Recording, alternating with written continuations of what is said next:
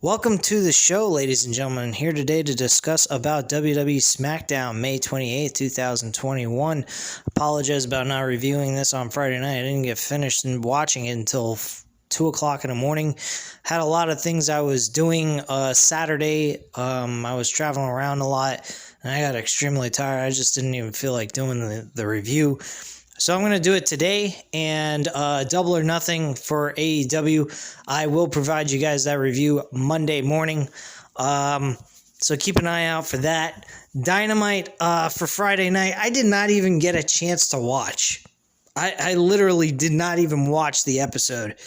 I may go back and watch it just for the sake of seeing how the show was. But overall, I mean, did I really miss much? Probably not. A little bit of some last minute hoorah hype up for this pay-per-view. This pay-per-view is kind of okay. Not the greatest pay-per-view going in, but it's pretty decent overall. This episode of SmackDown wasn't that bad. It had some good matches. It had some good storyline progression that I enjoyed. I think they did a very good job with the Usos. They spent most of the entire show building on the Usos. They did not make an announcement yet on who is facing Roman Reigns for the Universal Championship at Hell in a Cell. I gotta say, guys, I don't think that he needs to defend the title at Hell in a Cell. I really don't. You know what a match I think that should take place? Universal title shouldn't even be on the pay-per-view. It should be the Usos going one-on-one against each other at Hell in a Cell. In the cell. I think that would be a great match. And bringing Jimmy Uso to the fold with Roman Reigns and Jey Uso. I think with Jey Uso kicking the shit out of his brother and him realizing that following behind Roman Reigns is the right way to go, and that Jey Uso is the main event guy on the Roman Reigns Empire, stick, is what's best for business for Jey Uso and Roman Reigns, and eventually that leads to Jimmy Uso joining in the fold, him getting his ass kicked, realizing that he needs to fall in line behind the tribal chief, and that would be the end of it. That's how I see it. Bad blood between brothers instead of repeating the same shit with Roman Reigns and Jimmy Uso, like they did with Jey Uso and Roman Reigns. I think this would be a better idea, having the two brothers go at it instead of the world champion. Being that Jimmy Uso has not really done anything to earn a shot at the Universal Championship to begin with, and he's more content with the tag team championships with his brother. So they're getting a tag team title shot opportunity next week on SmackDown. You have Jey Uso turn on his brother, kick his ass, and we get the announcement that Jimmy Uso demands a match with him and his brother, and he, Adam Pearce goes ahead and he says, look, you know what? I got a great idea. Two brothers hate each other right now. Let's solve it in the cell. Boom. Done.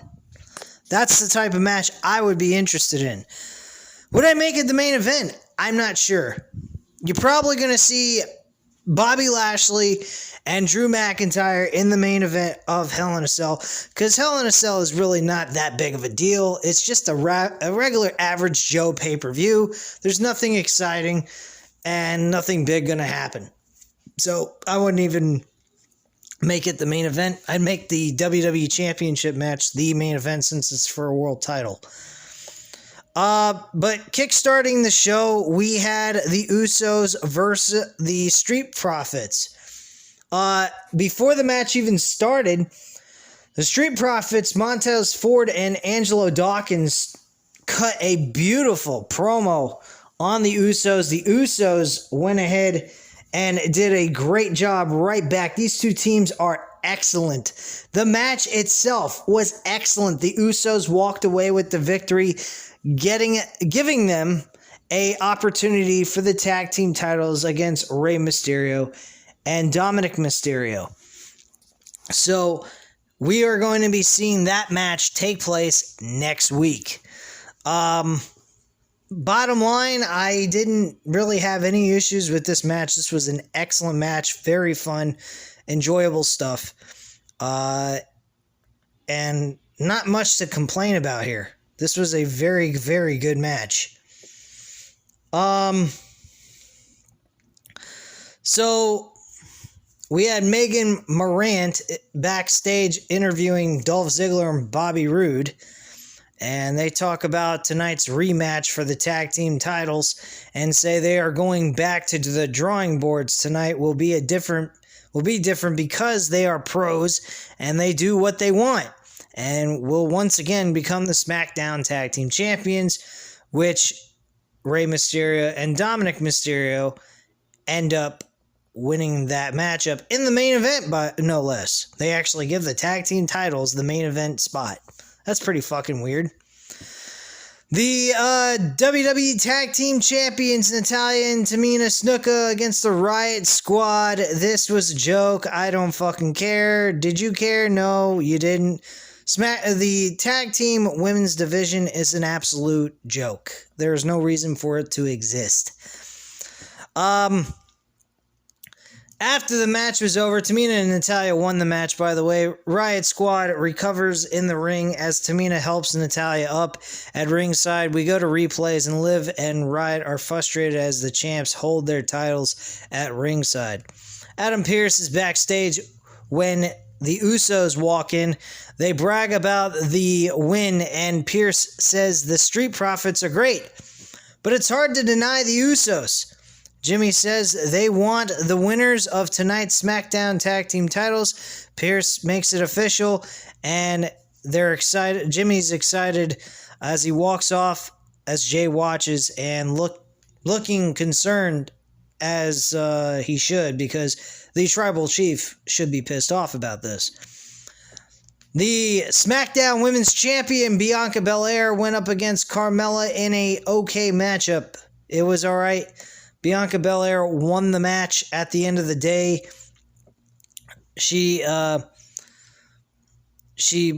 Belair was about to get hit with a face buster by Carmella, but that is blocked and drops Carmella on her face with a sit-down KOD for the pin and the 1-2-3. So that was basically that match overall. They had Bayley on commentary. She starts laughing her ass off while she's holding the championship and thinking that this is all just one big giant joke because she thinks the SmackDown Women's Champion is a joke. Me personally, I don't particularly care for this reign at all. It reached its peak when she won the title, and she hasn't done much of anything since. Bayley got screwed out of the championship. I think Bayley should be the champion right now. Personally, I don't think Belair needs to be women's champion. She didn't need to beat Sasha Banks for the championship anyway. I didn't think that was even I didn't think that needed to happen. But it was a good match nonetheless. So Megan is backstage with Rey Mysterio and Dominic Mysterio. They also have a game plan for tonight's title defense. They go on about their motivation is incomparable right now. Dominic says there is no way they will lose tonight, and there's no tag team in the world that can top this. They embrace and say they love each other to the end of the segment, and blah, blah, blah. No big deal there. So we go back to the ring, and out comes Seth Rollins to his remix theme song as fans boo, which is piped in bullshit. My feelings on the theme song, stick with the original. The remix sucks. It's bullshit. So Rollins is in the ring with the mic, and he says he did not come to talk tonight. He came to fight. He calls Cesaro out several different times and calls him a coward and everything else. And then he says, oh yeah, that's right. I beat the shit out of him so severely that he's not here tonight. So I guess I can't face him. But the good news is, it's my birthday. That's what he talked about throughout the entire promo. It's his birthday, and happy birthday to him. He was absolutely fucking great. This promo was fantastic. It really was one of those heel-like, I can't stand the motherfucker, I wish he would go ahead and just disappear because he's an annoying piece of shit and I would like to see him get his ass kicked kind of feeling is what I got from his promo there. But anyway, Rollins goes on and says he's the man of integrity, and the truth is, he doesn't even blame Cesaro. He don't blame himself. He blames the fans, more importantly than anything else, for why he attacked Cesaro. Because the fans encourage Cesaro to be more than what he really is, and that's just a role player in the WWE, not a main event caliber type performer. This matchup, folks, you can guarantee this match is going to take place inside the Hell in a Cell match. This is definitely well deserving. It was built up through the last couple of months. Granted, it was off of a stupid bullshit of humiliation and stupidity with the Cesaro swing bullshit, but it is what it is. Overall, I don't really have an issue with how this is being built up so much compared to what everything else that's being built up on these shows. So, I mean, you can't really complain too much about it. It's been pretty decent overall between Cesaro and Seth Rollins. I haven't been too unhappy with it. We have the Intercontinental Champion, though, going up against Kevin Owens. So it's Apollo Crews versus Kevin Owens. This match was very short. The match ended with a disqualification with Commander Aziz applying a thumb to the neck, Nigerian nail to the neck or to the throat of Kevin Owens, and the match ending in disqualification. They happen to mention during this ending that the title still belongs to Apollo Crews. When did anyone say this match was for the Intercontinental Championship? I know I didn't hear anything about it. There was nothing special about it. They just happen to say that the title remains with Apollo Crews. Even if Kevin Owens would have won the match clean, he wouldn't have been the champion because the title was not on the line. This was a non-title match. So after the match, Owens gasps for air while down in the mat on the mat as his music hits. Crews is announced as still the champion as Aziz helps him up at ringside and hands the Intercontinental Championship to him. Owens stumbles to the ringside and he's hurt. Choking and gasping for air, Crews and Aziz look on from the ramp as officials check on Owens. And that's pretty much that. Later on, we get Roman Reigns and backstage with Paul Heyman. Heyman introduces Jey Uso, who has walked in. Jey takes a seat. Reigns brings up the title shot the Usos have for next week and asks if that's what he really wants to do. Reigns asks why Jey told him earlier that he's still with him, even though he decided to go with his brother Jimmy. He said, "What happened to we?" Reigns says everything that they've been through over these months. He only wanted the best for Jey. This was all that mattered to him, doing right by Jey and the family. They will figure it out when it comes to Jimmy Uso, but Jey is main event. Jey Uso now, and when they go according to Reigns' plan, Jey owns SmackDown, but as soon as his brother comes back, they're stuck in the opening match, which is not where Reigns thinks Jey Uso belongs. Very good manipulation by Roman Reigns here. This is why I think that maybe Jimmy Uso and Jey Uso inside the Hell in a Cell and being the main event of Hell in a Cell might be a good idea over the WWE Championship. I've kind of changed my mind here. I know I said earlier that the WWE Championship deserves the main event. Maybe Jey and Jimmy belong in the Hell in a Cell as the main event. I mean, they're the best storyline going. Jimmy's come back really good like his brother Jey did going up against Roman Reigns. Instead of the same rinse and repeat, let's try something different. See how these two guys do in the main event of a B-level pay-per-view and see where it goes. That's what I would do. It's based off of the fact that Roman Reigns says Jay's the main event. And, you know, you can have Jey turn on Jimmy.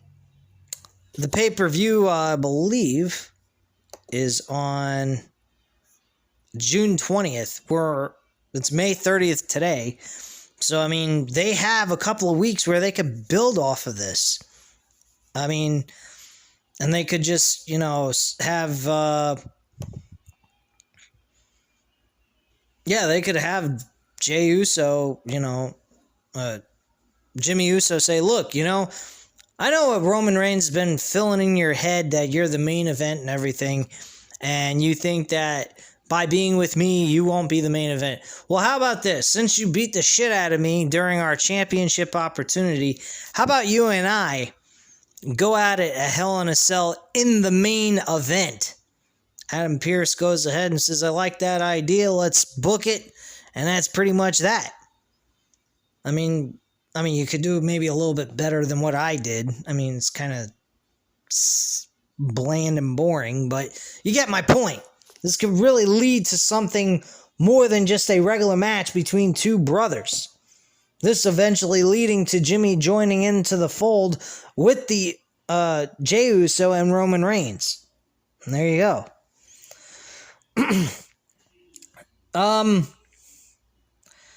Let me see where I left off here. So Reigns just doesn't want Jey to go back to a place where people look at him and say, wonder which brother he is. That's a nice comment right there too. Jey shakes his head and says he hasn't thought about it like that. Reigns says maybe Jey should think about it like that because his brother isn't.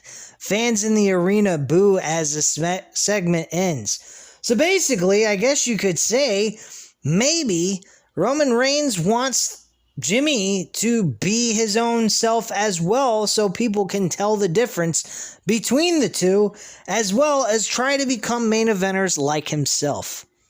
That would be an interesting twist to all this. That Roman Reigns' big image is that both brothers become main eventers without having to be together as one. I think that would be a fucking great idea.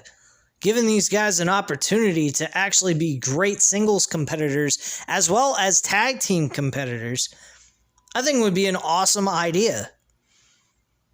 I mean, I don't want to see these two split apart. They're really good for this tag team division.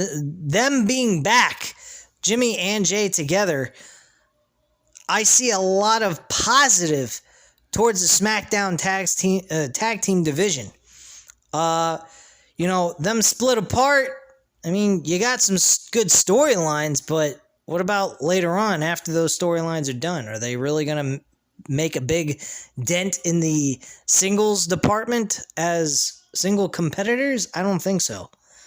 Thinks the tag team division is where they belong and really deserve to be. I mean, they can eventually lead it into trying to make the tag team division as the main event. Trying to make tag team division actually important, which I think they should. I think tag team wrestling deserves to have a main event once in a while at a pay-per-view or a major Smackdown episode or something, or Monday Night Raw episode, even though Raw sucks completely. I will not review Raw on this channel ever. I know I've said this in the past that I would give it a shot, but I'm just not sitting through 3 hours on Monday night. Sorry, guys. I can't do it. I'm not doing this for free. I'm not... if I'm doing this for free, I'm not doing this. Unless I'm doing it and, getting paid to do this, I am not watching that shit. Not for free. No fucking way.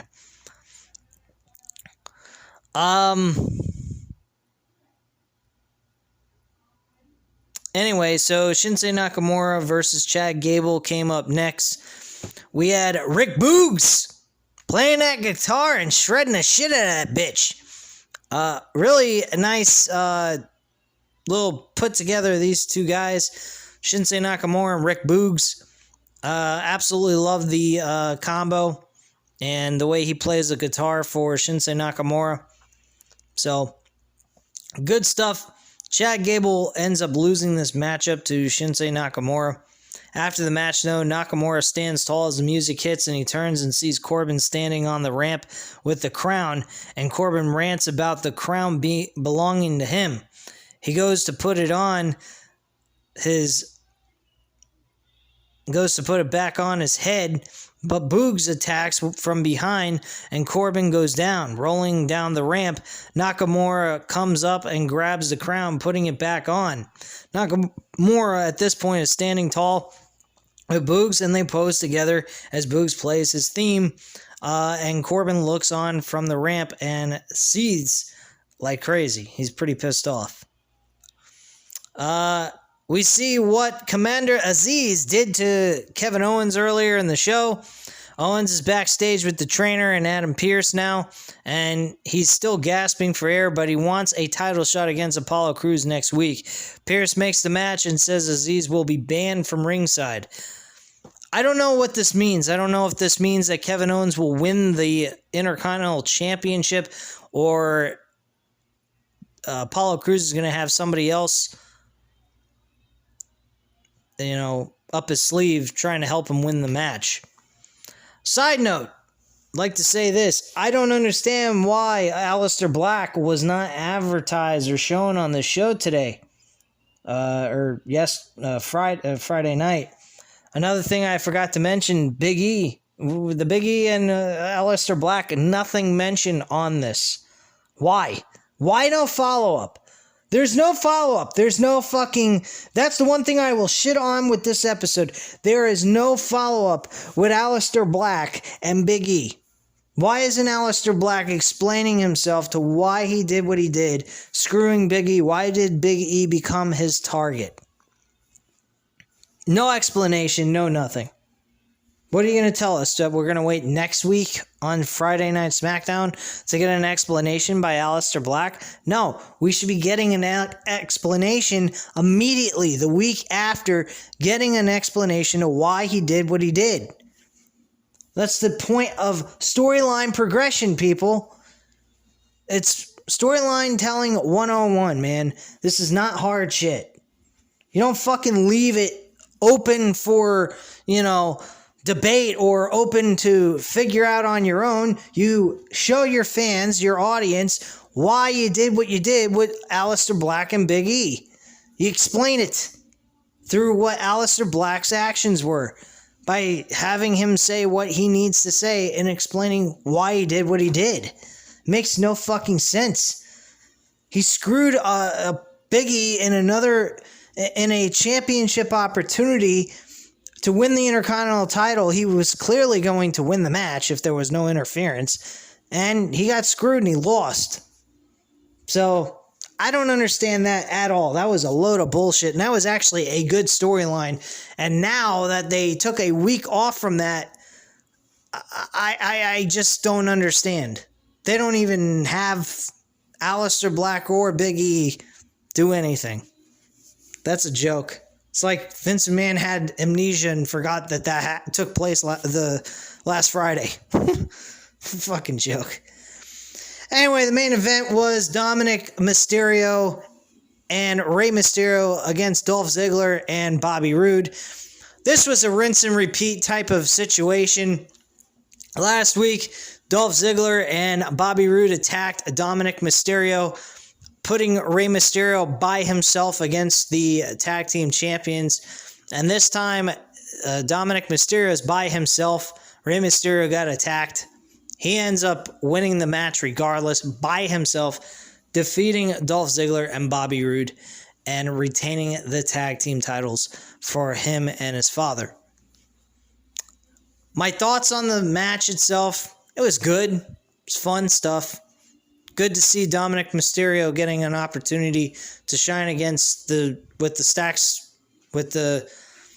his back pushed up against the wall or being behind the 8 ball, whatever, terminology or metaphorical shit you want to say. But you get my point. I was pretty impressed with the matchup itself. It wasn't terrible. It wasn't main event. Really, it wasn't. The match between the Usos and Street Profits was actually better than the Smackdown tag team titles.